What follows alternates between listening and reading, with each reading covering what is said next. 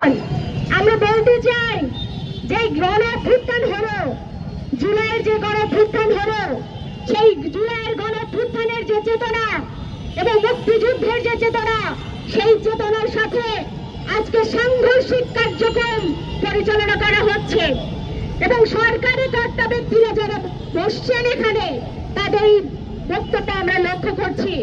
আমরা বলতে চাই অত্যন্ত লজ্জাজনক এবং ধিক্কার জানাই এই বক্তব্যের। সংগ্রামী বন্ধুগণ, আমরা বলতে চাই 1971 সালের যে মহান মুক্তিযুদ্ধ হয়েছিল, সেই মুক্তিযুদ্ধের যে ম্যান্ডেটকারী দল, তারা কথায় কথায় মুক্তিযুদ্ধের কথা বলে তারা মুক্তিযুদ্ধকে একটা ব্যবসার ক্ষেত্রে পরিণত করেছিল এবং মুক্তিযুদ্ধের যে চেতনা, সেই চেতনার সম্পূর্ণ বিপরীতে গিয়ে আপনারা দেখেছেন বারে বারে এই যুদ্ধাপরাধীদেরকে ক্ষমতায় আসীন করা, তাদের সাথে যোগসাজশ করে তাদেরকে টাকাপোক্ত করা, সেই দায়িত্ব এরা বহন করেছে। আর জনগণের যে মুক্তিযুদ্ধের প্রতি ভালোবাসা, এদেশের মাটির প্রতি ভালোবাসা, সেই আবেগকে পুঁজি করে এরা রাজনীতিকে ব্যবহার করেছে। ফলে আজকে জুলাইয়ের মধ্য দিয়ে সেই যে শক্তি, সেই শক্তিকে আমরা পরাস্ত করেছি। যারা মানুষের আবেগকে নিয়ে ব্যবসা করার চেষ্টা করেছে, মুক্তিযুদ্ধকে নিয়ে ব্যবসা করার চেষ্টা করেছে, মুক্তিযুদ্ধের চেতনার পরিপন্থী কাজ করেছে, চেতনার বিপরীতে দেশকে পরিচালনা করছে। সংগ্রামী বন্ধুগণ, আজকে যখন এই যে শত শত ছেলে মেয়েরা জীবন দিল, সেই জীবন দানের মধ্য দিয়ে যে গণহত্যা এখানে সংঘটিত হয়েছে, সেই গণহত্যার বিচার আমাদের প্রাণের দাবি।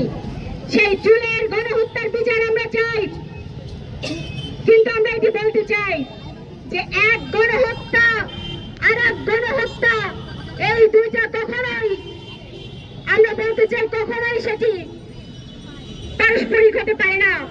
আমরা বলতে চাই 71-এর গণহত্যার যেমন বিচার চাই, 24-এর গণহত্যারও বিচার চাই।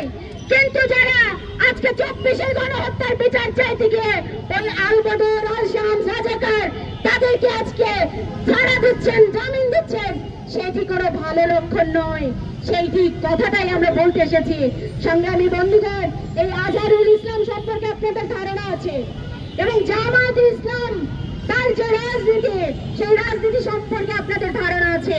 1941 সালে এই দেশে মওদুদি তার যে ওই যে সন্ত্রাসী রাজনীতি, সেই রাজনীতি তারা কায়েম করেছিল এবং আমরা দেখেছি ভাষা আন্দোলনে যে এই যে জামায়াত ইসলাম সেই সময় তারা বিতাড়িত হয়েছিল সর্বক্ষেত্র থেকে এবং গোলাম আজম ওই ভাষা আন্দোলনে অংশগ্রহণ করার যে অপরাধ তার হয়েছিল সেটি তিনি ভুল স্বীকার করেছেন। তার ভাষা আন্দোলনে অংশগ্রহণ করা তার ঠিক হয়নি, এইভাবে করে তিনি বলেছেন। এবং মুক্তিযুদ্ধে এই জামায়াত ইসলাম যে ভূমিকা পালন করেছে সেটি আপনারা জানেন।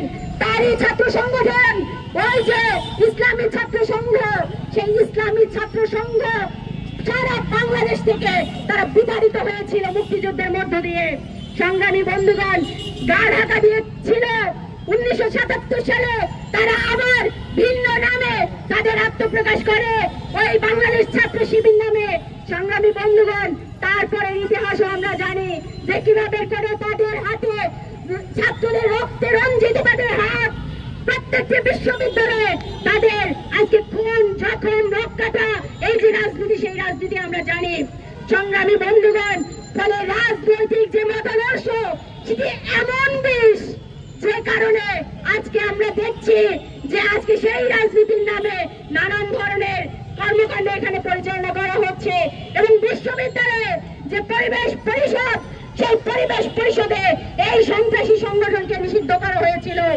আমরা গণঅভ্যুত্থানের মধ্য দিয়ে বাংলাদেশের ইতিহাস, বাংলাদেশের ঐতিহ্য, বাংলাদেশের সংগ্রামী ভূমিকা, সেগুলোকে আমরা বুঝতে দিতে পারি না। ফলে সেই দায় থেকেই আজকে আমরা এখানে দাঁড়িয়েছি।